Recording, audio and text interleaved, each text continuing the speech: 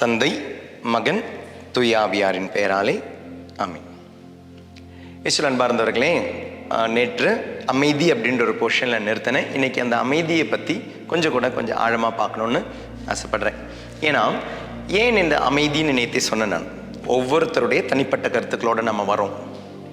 அந்த தனிப்பட்ட கருத்துக்கள் அந்த பெரிய ஒரு சமூகத்தில் டைல்யூட் ஆகிடக்கூடாது. அதனால தான் அந்த ஒரு அமைதி. We should not dilute the I. உங்களுக்கு ஞாபகம் பண்ணதில்லை, ஒரு நாள் கிளாஸில் நான் சொல்லியிருந்தேன், இந்த அன்றாட திருப்பலிக்கு வரும் பொழுது இந்த பெட்ரோல் பங்கில் பெட்ரோல் அடிக்கிற மாதிரி ஒவ்வொரு இடத்துல பல இடத்துல நீங்கள் நிற்கிறீங்க, அப்படி நிற்கக்கூடாது. ஆனால் நம்மளுடைய இஸ்லாமிய சகோதரர்கள் வரும்பொழுது அவங்களுடைய வழிபாட்டிற்கு பாருங்கள், ஒவ்வொருத்தரும் வந்து கிட்ட உட்காருவாங்க. அதனுடைய அடையாளம் நான் சொன்னேன். பலரும் பல வேதனையோடும் பல விண்ணப்பத்தோடும் வந்தாலும் இங்குன்றாம் ஒன்றிணைகிறோம், ஒரு சரீரமாக இணைகிறோம். அப்போ நமக்கு ஒரு மனசில் அன்றைக்கி கேள்வி வந்திருக்கலாம், ஃபாதர் நான் என்னுடைய விண்ணப்பத்திற்காக வரேன், என்னுடைய தேவைக்காக வரேன், அப்போது நான் என்னுடைய தேவைக்காக ஜெபிக்கக்கூடாதா? அப்போ உலகமெல்லாம் ஏதோ ஒரு தேவைக்காக திருப்பலி நிறைவேற்றப்படுகிறது, அதில் என்னுடைய விண்ணப்பம் கரைஞ்சி போயிடுதா ஃபாதர் அப்படின்னு ஒரு ஃபீலிங் உங்களுக்கு வரலாம். கரைஞ்சி போகலை அப்படின்றதுக்கு ஒரு எடுத்துக்காட்டு இல்லை உதாரணம், அந்த பாயிண்ட் தாங்க இந்த அமைதி. மன்றாடுவோமாக அப்படின்னு சொல்லி ஃபாதர் பாஸ் பண்ணுற அந்த ஒரு மொமெண்ட், அந்த சைலன்ஸ், அந்த டைமில் ஒவ்வொருத்தரும் நான் ஒரு குருவானவர், நான் திருப்பலியை நிறைவேற்றினா எனக்கு என்னுடைய கருத்துக்கள் இருக்கும். தியான மையத்தினுடைய கருத்துக்களாக இருக்கலாம், குடும்பத்தினுடைய கருத்துக்களாக இருக்கலாம், தெரிஞ்சவங்களுடைய கருத்துக்களாக இருக்கலாம், என்கிட்ட யாராவது ஜெபிக்கணும்னு சொன்ன கருத்துக்களாக இருக்கலாம். இதெல்லாம் என்னுடைய மனசில் வரும். அப்போ எனக்கு என்னுடைய கருத்துக்கள் இருக்குது, பூசையில் பங்கெடுத்த வந்த உங்களுடைய கருத்துக்கள் இருக்குது. இதெல்லாம் நாம் நினைவு கூறுகின்ற நேரம் அது. நாம் எல்லாம் நினைவு கூறும் பொழுது, so the I is not diluted in we. At the same time I அப்படின்ற ஒரு தனிப்பட்ட ஒரு நிகழ்வு கூட கிடையாது இல்லை, அது செல்ஃபிஷ் ஆகிடும் இல்லையா? அப்போ தான் அது எல்லாமே இணைக்கப்படுகிறது, தூய ஆவியானவரால் இணைக்கப்படுகிறது. தூய ஆவி காணிக்கை மட்டும் கிடையாது, உங்களுடைய பணத்தை மட்டும் ஒன்று சேர்த்து இந்த பலிப்பீடத்துக்கு வர்றது. உங்களுடைய மனசு, உங்களுடைய வேதனைகள், உங்களுடைய விண்ணப்பங்கள், உங்களுடைய நன்றிகள் அனைத்துமே கலெக்ட் செய்யப்பட்டு குருவானவரிடம் வந்து குருவானவரின் வழியாக, கிறிஸ்துவின் சார்பாக நிற்கும் குருவானவரின் வழியாக அது ஏற்றுக்கொள்ளப்படுகிறது. நம்ம சாதாரணமாக சொல்லுவோம் இல்லையா, today in the world many talk but they do not speak, many hear but they do not listen. நிறைய பேர் பேசுகிறோம் ஆனால் உரையாடுவதில்லை, நிறைய பேர் கேட்குறோம் ஆனால் கவனிக்கிறதில்லை. திருப்பலியில் ஏறக்குறைய நம்ம இதுதான் செய்கிறோம். இது சின்னதுலேருந்தே கேட்டு தழும்பிடிச்சு போயிடுச்சா. அதனால் ஃபாதர் என்ன சொன்னாலும் உடனே நமக்கு பதில் இருக்குது, ரெக்கார்ட் போட்ட மாதிரி ஒரு ஆன்சர் இருக்குது. என்ன சொல்கிறாருன்னு கூட நமக்கு புரியவும் மாட்டேங்குது, ஏன்னா நம்ம கவனிக்கிறது இல்லை. கேட்குறோம் ஆனால் நம்ம உரையாடுவதில்லை. கேட்குற அந்த ஜெபம், அந்த கலெக்ட், ஃபாதர் என்ன ஜெபிக்கிறாரு அப்படின்றத நீங்கள் கேட்டிங்கன்னா, அந்த கேட்கும் பொழுது ஒவ்வொரு வார்த்தையும் அவை அவ்வளோ அழகான மீனிங்கில் அது கொடுத்துருக்கும். அந்த வார்த்தை ஃபாதர் மெதுவாக அந்த ஜெபத்தை ஜெபிச்சாங்கன்னா அவ்வளோ ஆழமாக இருக்கும். அதை நீங்கள் கேட்குறீங்க, கேட்கறதுனுடைய பதில் தாங்க உரையாடுறீங்க. Amen. So a conversation should happen. அது சும்மா ஒரு டாக் ஆகிடக்கூடாது, ஒரு கான்வர்சேஷனாக இருக்கணும். சும்மா கேட்டு மட்டும் விட்டுடக்கூடாது, அது ஒரு லிசனிங்காக இருக்கணும். அதனால் வெறும் ஒரு பேச்சல்ல, உரையாடலாக மாறணும். வெறும் ஒரு கேள்வி மட்டுமல்ல, அது நம்மளுடைய லிசனிங்காக, கவனமாக மாறணும்.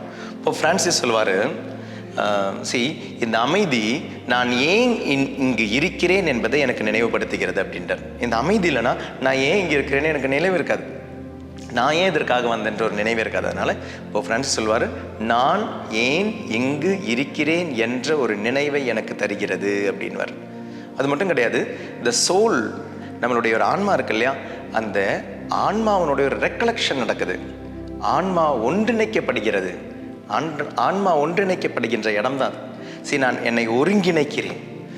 பல பதட்டோடத்தோடு வந்திருப்பேன், பல வேதனையோடு வந்திருப்பேன், பல நினைவுகளோடு வந்திருப்பேன், பல மனநிலையோடு வந்திருப்பேன். அந்த ஒருங்கிணைக்கிற இடம் தான் இந்த சைலன்ஸ். ஸோ அங்கே ஒரு நெக்லிஜென்ஸ் நடந்துடக்கூடாது. Without this silence we risk neglecting the recollection of the soul. Sometimes we will neglect the recollection of the soul if there is no silence. திருப்பலி பாட்டு ஒரு மாதிரி அடிச்சு பிடிச்சி ஒரு ராப் மியூசிக் மாதிரி மட்டும் இருந்துச்சுன்னா என்ன நடக்குதுன்னு தெரியாது. சில திருவிழா திருப்பலியெல்லாம் முடியும்போது நம்ம சொல்லுவோம்ல, செம்மையாக இருந்தது, ஆனால் என்ன நடந்ததுன்னு நமக்கு தெரியாது. முதல்ல சொன்ன ஆமியனும் கடைசி சொன்ன ஆமியன் கூட சில ஞாபகம் இருக்காது. அதனால் அப்படி ஒரு என்டர்டெயின்மெண்ட் நிகழ்ச்சி கிடையாதுங்க திருப்பலி. சொல்கிற விஷயங்களை உள்வாங்கிறதுக்கு நமக்கு ஒரு அந்த அமைதி தேவை, நமக்கு ஒரு அமைதி தேவை. அந்த அமைதியினுடைய அந்த இடம் நம்ம கொஞ்சம் கூட விட்டுடவே கூடாது. இந்த இடத்துல தான் என்னுடைய கேள்விகளாக இருக்கலாம், என்னுடைய கவலையாக இருக்கலாம், என்னுடைய சொல்யூஷன்ஸ் ஏதாவது தேவையாக இருக்கலாம், அது அமைதியாக நீங்கள் நினைவு கூறுகின்ற இடம். அதே மாதிரி கடவுளுக்கு என்னையும் என் குடும்பத்தையும் என் திருச்சபையையும் என்னுடைய சமூகத்தையும் என்னுடைய இந்த உலகத்தினுடைய எல்லா தேவைகளையும் நான் அமைதியாக கொண்டு வருகின்ற இடம் அப்படின்றார் போப் பிரான்சிஸ். ஸோ இது எல்லாமே நம்மளுடைய திருப்பலி கடந்து போகக்கூடாது. So silence is a must. அடுத்தது இதனுடைய செக்ஷன் பாருங்களேன். இப்போ மன்றாடுவோமாக அப்படின்றது ஃபர்ஸ்ட் செக்ஷன், இன்வோகேஷன். 2 சைலன்ஸ், அமைதி. 3 அழைப்பு. நல்லா கவனிச்சிங்கன்னா ஃபாதர் ஜெபிக்கிறது யாருக்கிட்ட ரொம்ப அழகாக இருக்கும். ஆண்டவராகிய தந்தையேன்னு இருக்கும், இல்லை தூயவரான தந்தையே, எல்லாம் வல்ல இறைவா அப்படின்னு சொல்லி இன்வோகேஷன், அழைத்து ஜெபிக்கிறார். அழைத்து ஜெபித்த பிறகு அந்த மன்றாட்டு வரும். பெட்டிஷன் சொல்கிறார். என்ன ஜெபிக்கிறார் ஃபாதர், என்ன ஜெபிக்கிறார்னு கவனிங்க. பெட்டிஷன் வந்த பிறகு கடைசியில் பார்த்தீங்கன்னா, என்றென்றும் வாழ்ந்து ஆட்சி செய்கின்ற எங்கள் ஆண்டவரும் உம் திருமகனுமாகிய இயேசு கிறிஸ்து வழியாக, ஸோ மீடியேஷன், உம்மை மன்றாடுகிறோம். கடைசியில் உங்களுடைய பதில் என்ன? ஆமீன், கன்க்ளூஷன். ஸோ இதுதான் திருக்குழும மன்றாட்டு. ஸோ மன்றாடுவோமாக அப்படின்ற இன்வோகேஷன், அதற்கு பிறகு அமைதி, ஒரு சைலன்ஸ், அதற்கு பிறகு ஃபாதர் இன்வோகேஷன் பண்ணுறார். இன்வோகேஷன், அழைத்து ஜெபிக்கிறார் தந்தையை. அதுக்கு பிறகு மீடியேஷன், அதுக்கு பிறகு பெட்டிஷன், ஃபாதர் ஒரு ஜெபத்தை ஜெபிக்கிறாரு. அது யார் வழியாக முடிக்கிறாரு? மீடியேஷன், கிறிஸ்து வழியாக. கடைசியில் நம்ம கொடுக்குற கன்க்ளூஷன் ஆமீன். இந்த 6 விஷயம் இருக்குது திருக்குழும மன்றாட்டிலே. சின்ன ஒரு பிரேயர் தாங்க, ஆனால் எவ்வளோ அதில் ஆழம் இருக்குது பாருங்கள். நம்மளை ஃபாதர் அழைக்கிறார், அமைதியாக இருக்க வைக்கிறார், தனிப்பட்ட ஜெபங்களை நம்மளுடைய மனதிலே உணர்த்துகிறார். அந்த தனிப்பட்ட ஜெபத்தை அனைத்தையுமே எடுத்து தந்தையாக இறைவனை அழைக்கிறார்.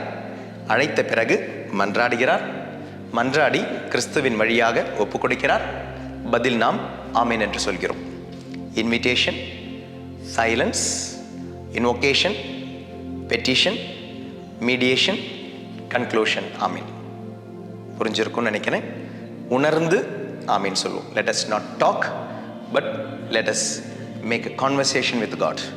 Let us not just hear, but let us give our ears for listening.